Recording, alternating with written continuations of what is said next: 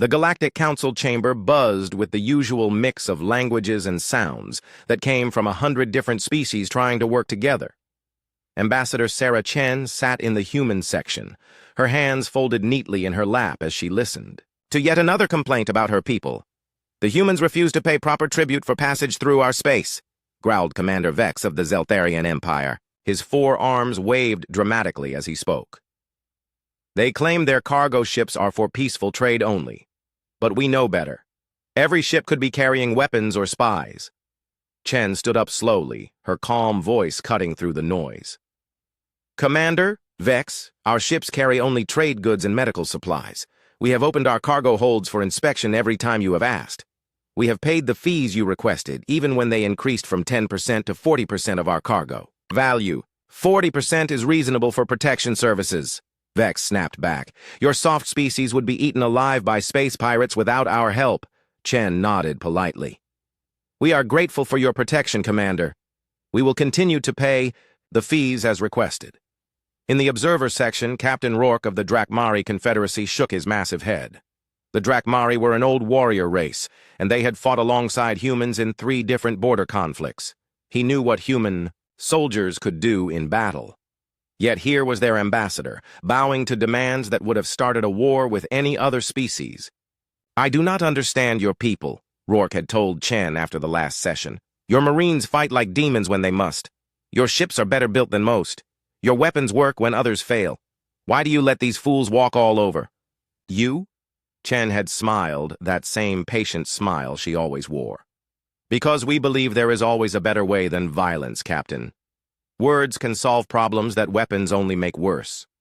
But it was not just the Zeltharians. The Crystalline Hegemony had claimed 17 human colony worlds as sites of scientific interest. They said the planets contained ruins from an ancient civilization that needed to be studied. The fact that 3 million humans lived on those worlds did not seem to matter. "The inhabitants will be relocated to suitable worlds," High Researcher Zix had announced. "They will be compensated fairly for their inconvenience." The compensation turned out to be transport to crowded refugee worlds and a small payment that barely covered basic needs for a year. Families that had lived on some of those colonies for generations found themselves starting over with nothing. Chen had filed formal complaints. She had asked for meetings. She had even offered to help with the archaeological work if humans could stay on their home worlds. Every request was denied politely but firmly. "The work is too delicate for untrained minds," Zix explained. "Humans would only disturb the research." And still, Chen smiled and nodded. "We understand your position. We hope you will reconsider in the future." The worst were the void swimmers. These energy beings could travel through space without ships, and they seemed to think this gave them the right to take whatever they wanted. They had been raiding human settlements on the Outer Rim for 20 years, taking people to use as workers. In their deep space projects, they called it a cultural exchange program. The humans they took were learning valuable skills, they claimed. They would be returned to their families when their education was complete. Of course, no one had ever been returned. The void swimmers always had new projects that needed more workers. "Your people volunteer for this honor," High Swimmer Vash had told the council just last month. "They are eager to learn from superior beings." Everyone in the chamber knew this was a lie. Everyone also knew the humans would do nothing about it, except file another complaint and ask for another investigation that would lead nowhere. The other species had their own opinions about human behavior. The Karathi, a warrior race that settled most arguments with violence, thought humans were simply cowards. "They talk and talk, but never fight," war leader Korthak had said. "A weak species that will be extinct within 1,000 years. The ancient ethereals, who had watched civilizations rise and fall for millions of years, found humans puzzling. "They have weapons that could crack moons," Elder Whisper had noted. "Their military technology is more advanced than most. Yet they choose to absorb insults and losses that would drive others to war. It is unusual." Even species that were friendly with humans began to worry. The Drakmari respected human courage in battle, but they could not understand human behavior in peace. Captain Rourke had fought beside human Marines on the moons of Kepler 442. He had watched a human sergeant hold off 50 enemy soldiers while his squad escaped. That same sergeant had later apologized for the noise his weapon made during the Fight! Your people confuse strength with violence, Chen had explained to Rourke. We know the difference. True strength is knowing when not to fight. The Avian Collective, who shared borders with humanity, had started to question their alliance. Perhaps we need stronger friends, some of their leaders whispered. The humans will not even defend themselves. How can they defend us? But the humans kept absorbing the abuse. When Zeltharian pirates disguised as tax collectors killed the crew of a human freighter, the human response was to send a formal complaint and offer to work with Zeltharian authorities to prevent future incidents. When crystalline research teams destroyed a human city while digging for artifacts, humans offered to help with the cleanup and asked only that civilians be given more warning before future excavations. Chen became famous across the galaxy for her patient responses to increasingly ridiculous demands. When the Karathi demanded that all human ships be painted bright orange so they could be easily identified for safety purposes, she agreed. When the Void Swimmers claimed that breathing the same air as humans was offensive to their culture, and demanded that human diplomats wear breathing masks in all public spaces, Chen wore the mask without complaint. We want to respect all cultures, she said. If wearing a mask helps us work together peacefully, then wearing a mask is a small price to pay. Other ambassadors began to bet on what it would take to make the humans angry. Some thought economic warfare might work. Others believed threatening human colonies directly would finally get a response. A few suggested that only an attack on Earth itself would wake the sleeping giant. But years passed, and the giant stayed asleep. Humans continued to smile, apologize, and offer to help solve problems they had not created. They paid tribute, gave up their worlds, and watched their people disappear into void swimmer work camps, and they never stopped being polite about it. The galaxy began to forget that humans had ever been anything else. Young Karathi warriors heard stories about fierce human soldiers and laughed. Those soft creatures? They would not fight if you set their homes on fire. Even Chen sometimes wondered if her people were too patient. Late at night, alone in her quarters, she would read reports about missing human colonists and destroyed human ships. She would think about families torn apart and worlds lost. But every morning, she would put on her diplomatic uniform and return to the council chamber with the same patient smile. We believe in a better way, she would tell herself. Violence only leads to more violence. Peace is worth any sacrifice. The galaxy had learned to see humans as useful but weak. They made good trade partners because they always honored their contracts. They made poor allies because they would not fight when attacked. They made excellent victims because they never fought back. This comfortable view of humanity would last for 300 years, right up until the moment it didn't. The luxury cruise ship Serenity's Dream was exactly what its name suggested, a beautiful vessel designed to carry families through the wonders of space. Its white hull gleamed with decorative lights that formed patterns of stars and nebulae. Inside, children pressed their faces against viewing windows while their grandparents pointed out famous planets and distant suns.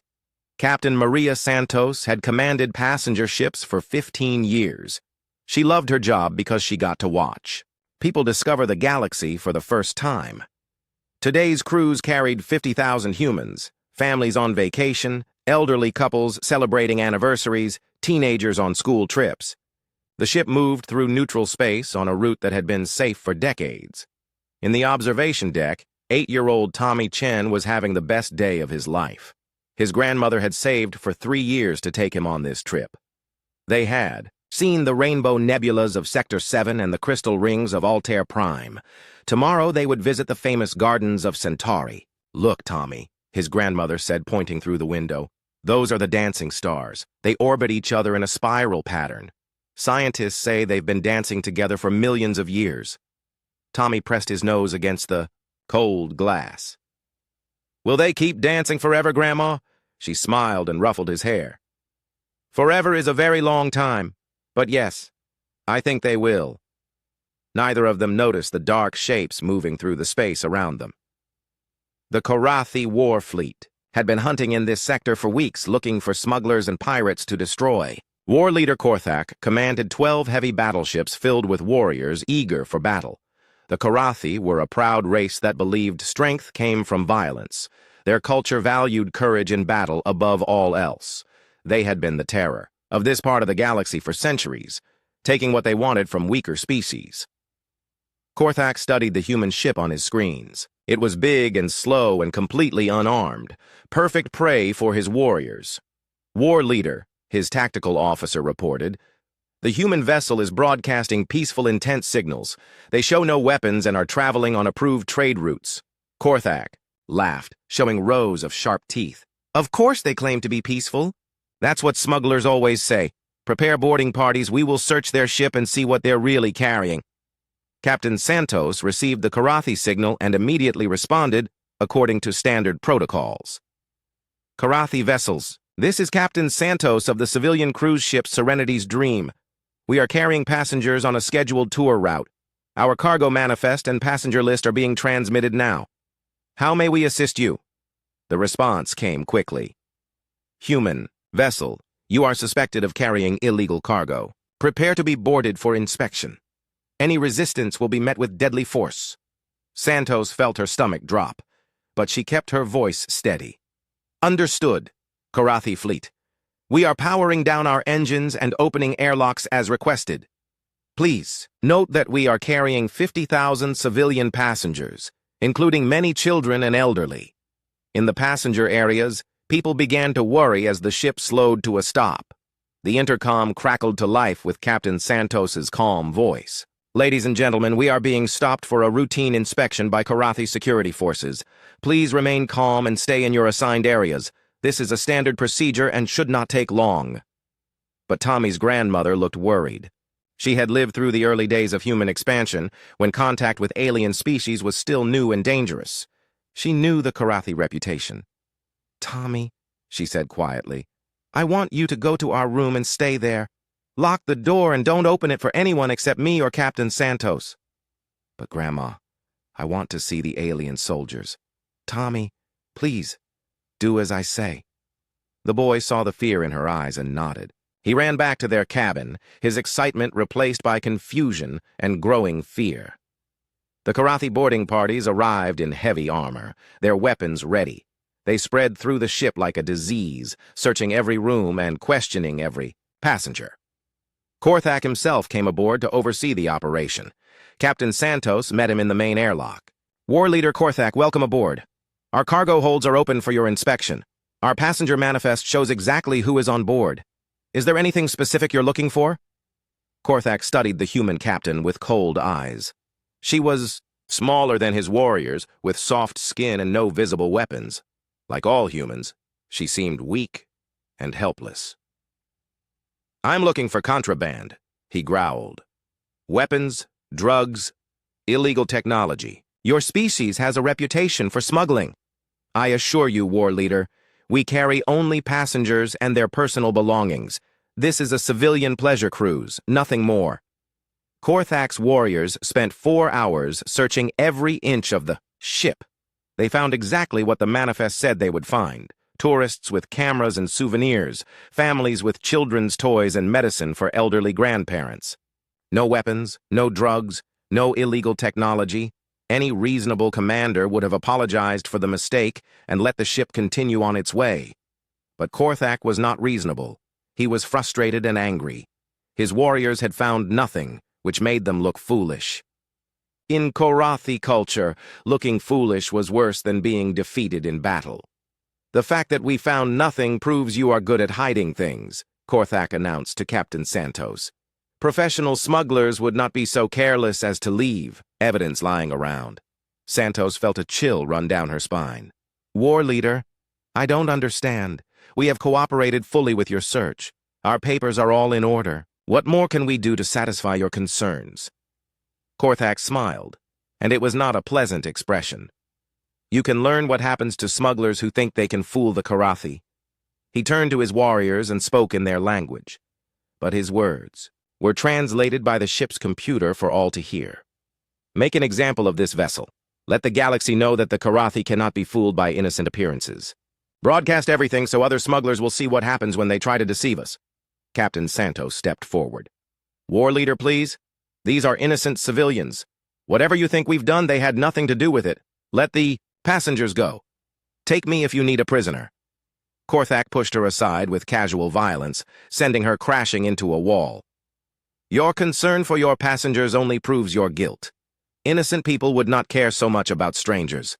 The nightmare began in the passenger areas. Karathi warriors moved through the ship systematically, dragging families from their rooms. They set up broadcasting equipment to transmit everything across the galaxy. This would be a lesson no one would forget. Tommy's grandmother tried to protect him when the warriors broke down their door. She stood in front of the boy, her arms spread wide. Please, he's just a child. Take me instead. The warrior laughed and pushed her aside. Tommy screamed as they grabbed him. The broadcasts went on for 7 hours. The galaxy watched in horror as Karathi warriors tortured and killed 50,000 innocent people. They started with the children to make the adults suffer more. They saved Captain Santos for last, making her watch her passengers die one by one. Throughout the ordeal, Korthak spoke to the cameras. This is what happens to those who try to deceive the Karathi. Let all smugglers and criminals see and learn. We are not fooled by claims of innocence. When it was over, when the screaming finally stopped, Korthak ordered his warriors to destroy the ship completely. Leave no evidence, he commanded. Let them think it was an accident. But the broadcasts had already spread across the galaxy. Every species had watched. Every government had recorded the transmissions. The images of children crying for their parents and grandparents trying to protect their families would be remembered forever. The galaxy waited for humanity's response. They expected the usual diplomatic protests, calls for investigation, maybe some economic sanctions, some species prepared to offer condolences and support for the grieving human families. But the response never came. For the first time in 300 years, humanity said nothing at all. No diplomatic notes, no calls for justice, no angry speeches or demands for punishment, just silence. The silence stretched for 1 day, then 2, then 3. Other species began to wonder if the humans were too shocked to respond. Perhaps they were planning something, or maybe they were simply broken by the horror of what had happened. On the 3rd day, the silence ended. But when humanity finally spoke, it was not Ambassador Chen's familiar voice that the galaxy heard. Admiral Jackson Cross had never spoken before the Galactic Council. As the Supreme Commander of Human Defense Forces, he usually stayed far away from politics and diplomacy. His job was to prepare for wars that never came and train soldiers for battles they never fought. For 300 years, humanity had chosen peace over violence, and Cross had supported that choice completely. But today was different. Cross walked into the council chamber wearing his full dress uniform, dark blue, with silver stars that seemed to catch the light in unusual ways. His boots clicked against the floor with military precision. Every being in the chamber turned to watch him pass. They had expected Ambassador Chen with her patient smile and soft words. Instead, they got someone they had never seen before. The Admiral's face was calm, almost relaxed. His hands were steady as he arranged his notes on the speaker's platform. When he looked up at the assembled representatives of 100 species, his eyes were clear and focused. There was no anger in his expression, no rage or hatred, just a terrible, quiet certainty that made several council members shift uncomfortably in their seats. Honored representatives, Cross began, his voice carrying easily through the chamber, I come before you today to make a statement on behalf of the Human Systems Alliance. He touched a control, and the large screen behind him lit up. 3 days ago, the civilian cruise ship Serenity's Dream was destroyed by Karathi forces under the command of war leader Korthak. 50,000 human civilians died during this attack. The victims included 23,000 children under the age of 18. Murmurs ran through the chamber. Everyone knew about the attack, but hearing the numbers stated so calmly somehow made it worse. Cross continued without emotion. War leader Korthak broadcast the torture and murder of these civilians across the galaxy. He claimed they were smugglers, despite finding no evidence to support this claim. He stated that this attack was intended as a lesson to other humans who might consider deceiving the Karathi Empire. The Admiral paused and looked around the chamber. Before I continue, I would like to share War Leader Korthak's lesson with those who might not have seen the complete broadcasts. Several council members started to object, but Cross was already activating the playback system. The chamber filled with the sounds that had haunted the galaxy for 3 days, children crying for their parents, elderly people begging for mercy, families torn apart by casual cruelty. Cross let the recordings play for exactly 7 minutes. Long enough to show Tommy Chen calling for his grandmother. Long enough to show Captain Santos pleading for her passengers' lives. Long enough to show War Leader Korthak laughing as he explained why innocent people deserved to die. When the sounds finally stopped, the chamber was completely silent. Several species representatives had left during the playback. Others sat with their heads down, unable to look at the screen. Cross stood quietly for a long moment, letting the silence stretch. When he finally spoke, his voice was still calm and controlled. For 300 years, he said, the Human Systems Alliance has believed that patience and diplomacy could bridge any gap between species.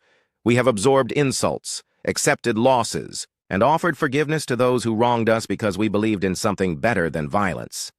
He gestured toward the screen, which now showed images of human colonies that had been destroyed or abandoned over the centuries. We accepted the Zeltharian protection taxes, even when they rose to 40% of our cargo value. We agreed to leave 17 of our worlds when the crystalline hegemony claimed them for research. We filed diplomatic protests when the Void swimmers took our people for their work camps, and we waited patiently for investigations that never came. Cross paused again, and something in his expression made the temperature in the room seem to drop. We did these things because we believed that our patience would eventually be rewarded. We thought that by showing restraint, we could teach the galaxy that there was a better way than conquest and violence. We believed that our example might inspire others to choose cooperation over conflict. The Admiral smiled, and somehow that smile was more frightening than any angry expression would have been. We were wrong. Not about diplomacy. About what? Some of you mistake for weakness. Cross touched another control, and the screen changed to show the symbol of the Human Defense Forces. A simple design of Earth surrounded by stars, but now there were words beneath it that no one had ever seen before. Tolerance rescinded. You see, Cross continued in that same quiet voice, we weren't being weak all these years. We were being kind. There's a very important difference between those two things. He began to pace slowly across the platform, his hands clasped behind his back. Weakness is when you cannot fight back. Kindness is when you can fight back but choose not to. For 3 centuries, we chose not to. We chose to absorb your attacks, accept your insults, and forgive your crimes because we believed you were capable of learning better behavior. The Admiral stopped pacing and faced the chamber directly. The massacre of 50,000 innocent civilians has taught us that some of you are not interested in learning. Some of you mistake our kindness for an inability to respond. Some of you seem to believe that humans will accept any level of abuse as long as you call it by a different name. Cross smiled again, and several beings in the front row actually moved back in their seats. This is a mistake you will not make again. The screen behind him changed to show a list of species names. There were 67 entries on the list, glowing in red letters against a black background.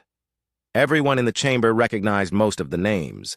They were species that had attacked human colonies, destroyed human ships, or enslaved human citizens over the past 50 years. Effective immediately, Cross announced, the Human Systems Alliance is withdrawing from all diplomatic protections, trade agreements, and peace treaties with the species listed on this screen. We consider these treaties to be null and void due to repeated violations by the other parties. The chamber erupted in noise as representatives began shouting questions and protests. Cross waited patiently for the chaos to die down, then continued as if nothing had happened. We are also implementing new policies regarding human civilians in hostile territory. Any human citizen who is threatened, attacked, or killed by members of these species will be considered an act of war against the Human Systems Alliance. We will respond to such acts with immediate and overwhelming force. Commander Vex of the Zeltharian Empire stood up, his forearms waving frantically. You cannot simply declare our treaties invalid. The Council must approve such changes. Cross looked at him with mild interest. Commander Vex, your species has been raiding human merchant vessels for taxation purposes for over 200 years. You have killed approximately 15,000 human civilians during these raids. Your government has ignored every diplomatic protest we have filed regarding these attacks. The Admiral's voice never changed tone, but somehow every word hit, like a physical blow. We are not asking the Council's permission to defend our citizens. We are informing you that we will no longer tolerate attacks on human civilians, regardless of what you choose to call those attacks. High Researcher Zix, of the crystalline hegemony, rose from his seat. The archaeological sites are of vital importance to galactic science. Surely you do not expect us to abandon research that benefits all species. Dr. Zix, Cross replied politely. Your research teams have destroyed 6 human cities while digging for artifacts. You have forcibly relocated 3 million human colonists from their homes. You have refused every offer of cooperation we have made regarding joint research projects. The screen behind Cross changed to show images of the destroyed cities. Homes reduced to rubble, schools and hospitals bulldozed to make room for excavation equipment. Your research permits for those worlds have been revoked. Human defense forces are currently securing the archaeological sites. If your researchers wish to continue their work, they may apply for new permits through proper diplomatic channels. They will work under human supervision and will compensate the displaced colonists for their losses. The protests grew louder. Representatives demanded to know what gave humans the right to make such unilateral decisions. They accused the Human Systems Alliance of breaking galactic law and threatening interstellar peace. Cross listened to the complaints with the same patient expression that Ambassador Chen had always worn. When the noise died down, he spoke again. I want to be very clear about something. This is not revenge. This is not conquest. This is not an attempt to dominate the galaxy or impose human will on other species. He gestured toward the list of names still glowing on the screen.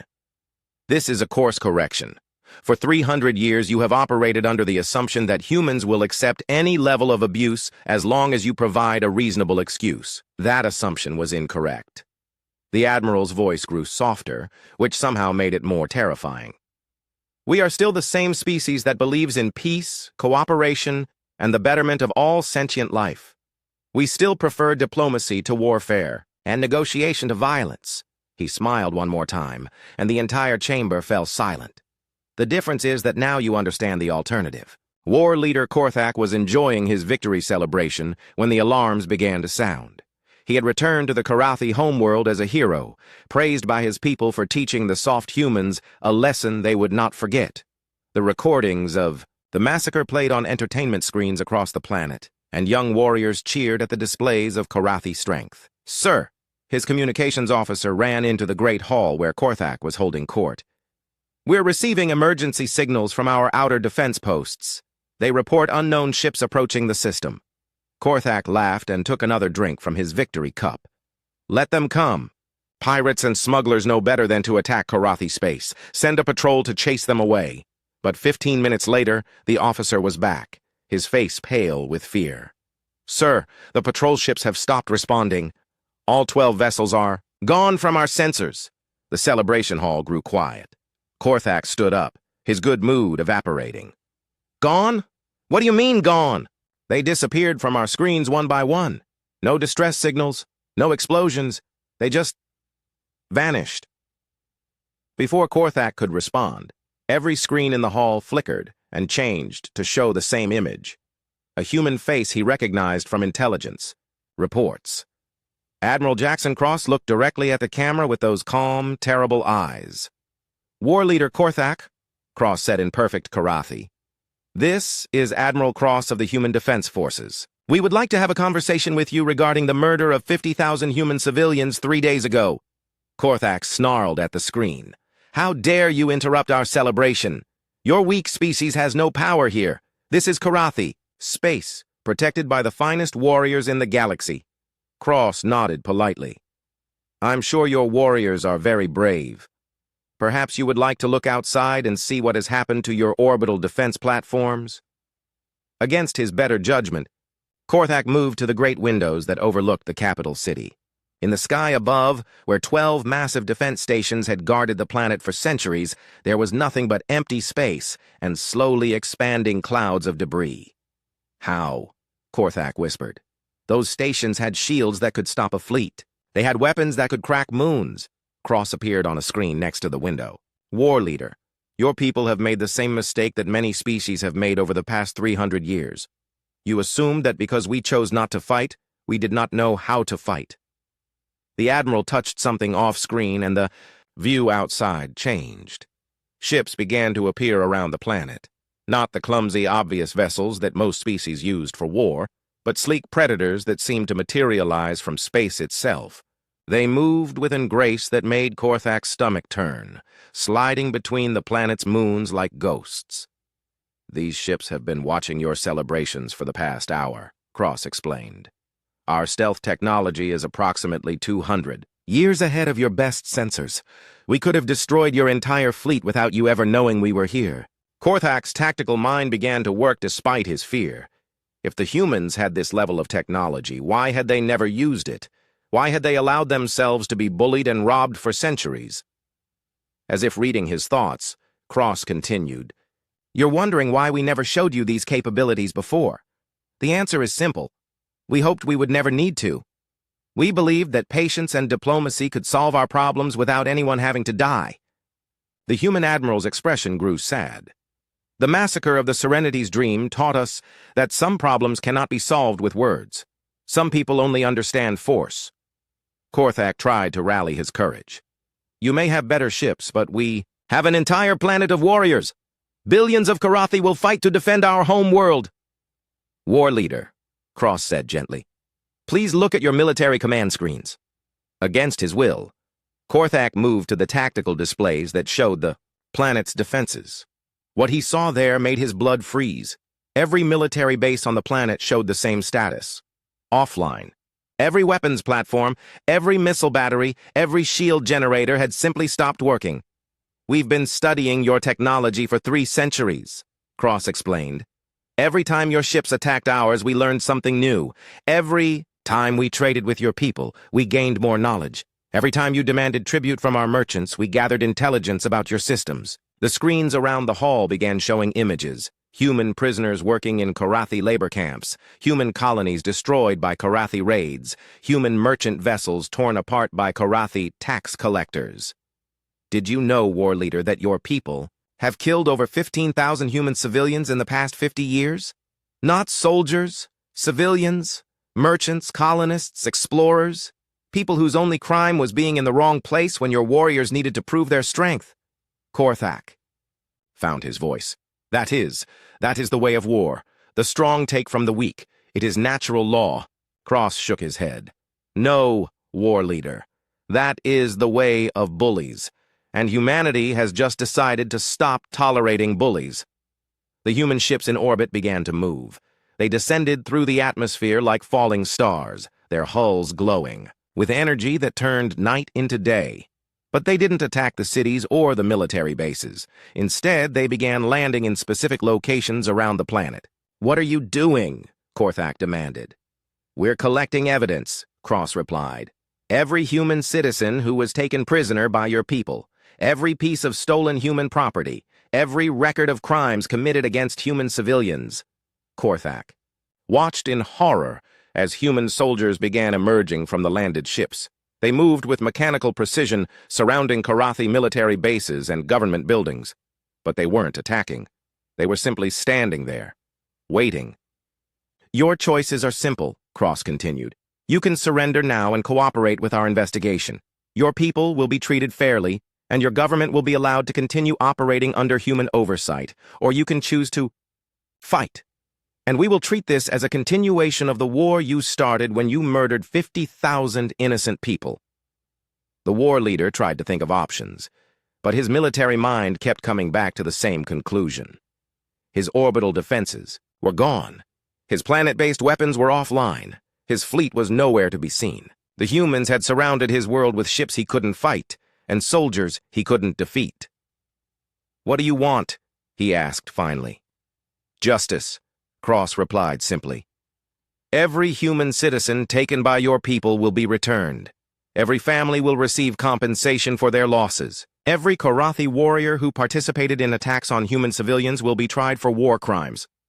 Korthak felt rage building in his chest. And if we refuse? Cross was quiet for a long moment. When he spoke again, his voice was soft and sad. War Leader, do you know what happened to the Void Swimmers? Korthak shook his head.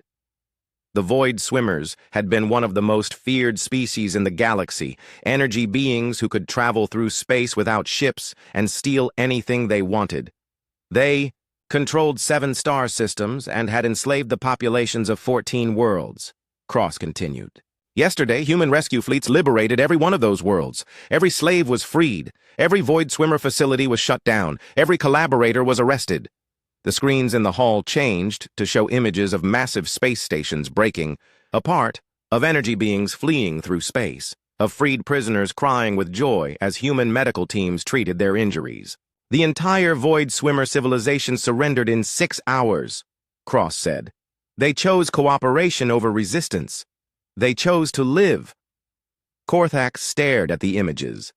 The Void Swimmers had been untouchable for centuries, taking whatever they wanted from whoever they pleased. If the humans could defeat them in 6 hours, how? He whispered. Cross smiled, but there was no humor in it. We had 300 years to prepare, War Leader. 300 years to study every species that attacked us, to learn their weaknesses, to develop counters for their strengths. 300 years to build weapons we hoped we would never need to use. The Admiral leaned forward, and his eyes seemed to look directly into Korthak's soul. The Void Swimmers thought they were untouchable because they were energy beings. They forgot that humans are very good at working with energy. The Zeltharian Empire thought their numbers made them invincible. They forgot that humans are very good at mathematics. The crystalline hegemony thought their technology made them superior. They forgot that humans are very good at learning. Korthak felt something he had never experienced before. True fear. Not the excitement of danger in battle, but the cold terror of knowing you were completely outmatched. What happens now? He asked. Cross stood up from his chair, and Korthak could see human officers working at stations behind him. This wasn't a single ship sending threats. This was an entire fleet coordinating a military operation across multiple star systems. Now, Cross said, you have 1 hour to make your decision. Surrender and cooperate, or fight and face the consequences. But understand this. We are not negotiating. We are not asking for your permission. We are telling you what is going to happen. The Admiral paused, and his expression grew even more serious. Your people killed children, War Leader. You tortured families for entertainment. 6 months after the day that would forever be known as the Reckoning, the galaxy had settled into an uneasy new normal. The Galactic Council met as it always had, but the dynamics had changed completely. Species that had once strutted through the chambers with arrogant confidence now spoke carefully and watched their words. Ambassador Sarah Chen stood at the speaker's platform, wearing the same patient smile she had always worn. But now, when she spoke, every being in the chamber listened with complete attention. The gentle human diplomat who had absorbed insults for 3 centuries was still gentle, but everyone now understood what stood behind that gentleness. The Human Systems Alliance is pleased to report that the prisoner exchange operations have been completed successfully, Chen announced. Over 40,000 human citizens who had been enslaved or imprisoned by various species have been returned to their families. She gestured to the main screen, which showed images of emotional reunions, former prisoners receiving medical treatment, and children seeing their home worlds for the first time. We want to thank the species who cooperated with these operations. Your assistance made it possible to complete this process with minimal violence and maximum efficiency. In the Karathi section, War Leader Korthak's replacement, a younger and wiser leader named General Vorth, nodded respectfully. The Karathi military had been completely restructured under human oversight.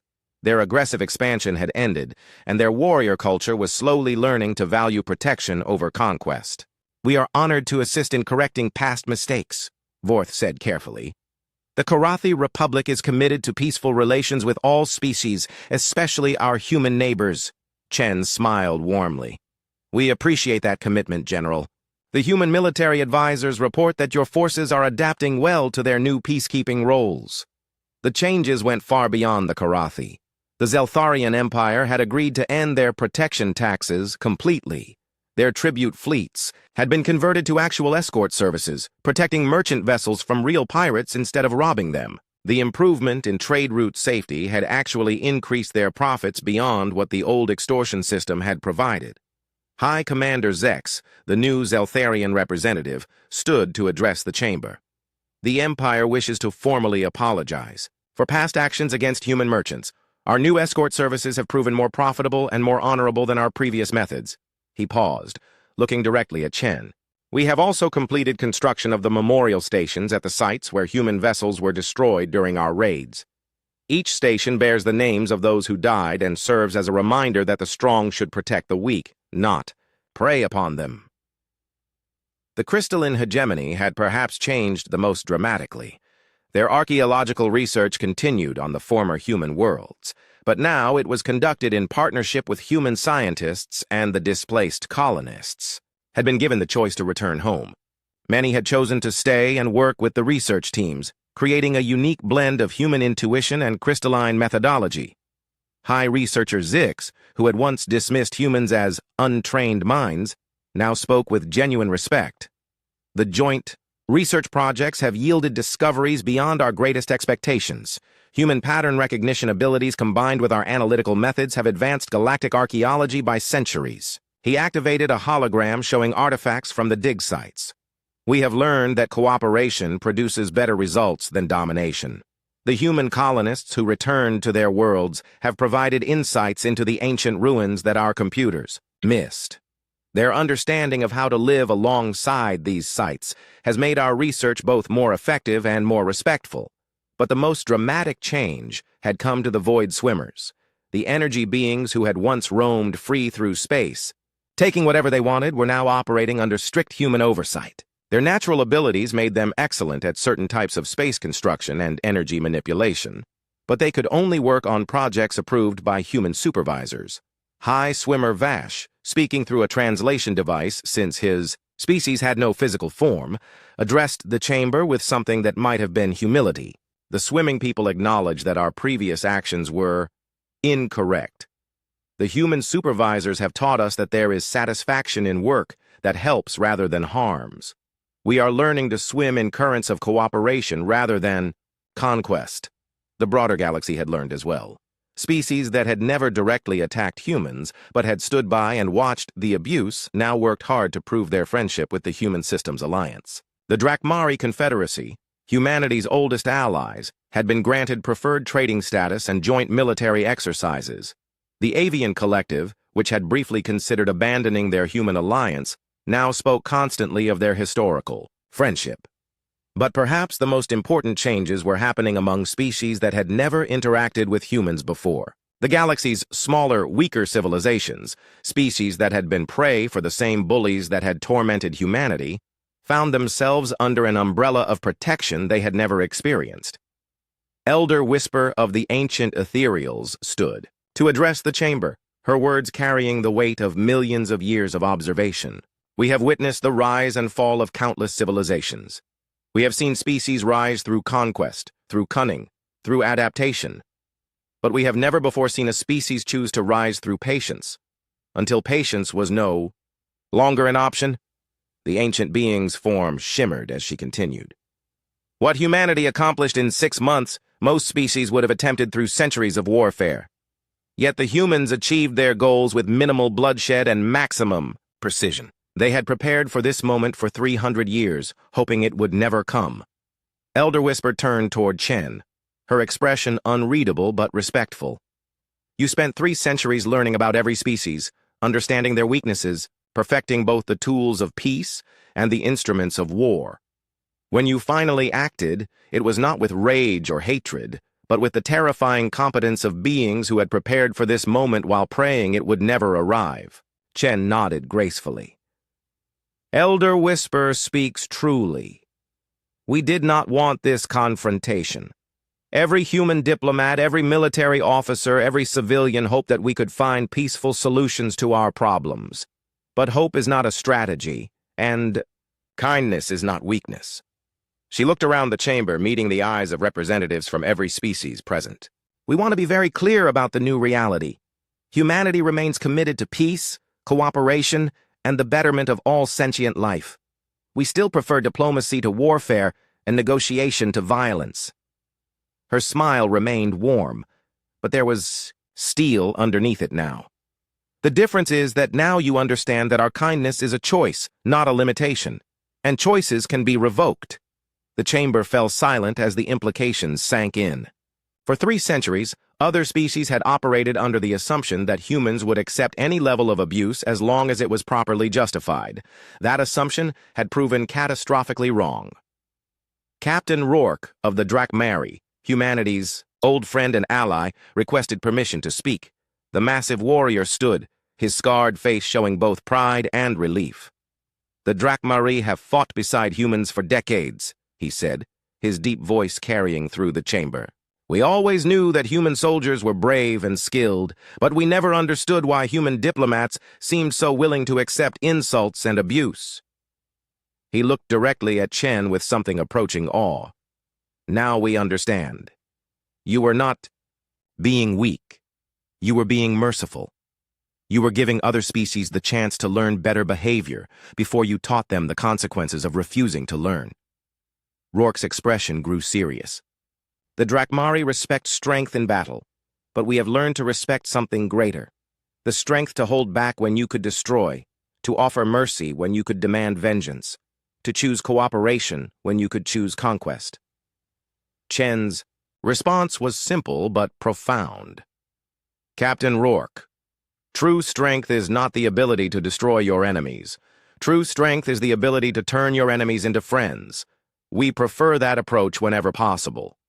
She gestured to the former Karathi War leader's replacement, to the reformed Zeltharian commanders, to the cooperative crystalline researchers. "Some of our former enemies are becoming our greatest allies. They have learned that cooperation is more profitable than conquest, that partnership produces better results than domination." But Chen's expression grew more serious as she continued. "However, we have also learned that some species only understand consequences. For those who mistake kindness for weakness, who see mercy as an invitation for more abuse, we have prepared appropriate responses." The main screen activated, showing star charts with human military positions marked across the galaxy. The scope of human defensive capabilities was staggering. They had ships in every major system, bases on strategic worlds, and alliances with species that covered half the known galaxy. The Human Systems Alliance now maintains peacekeeping forces in 47 systems, Chen announced.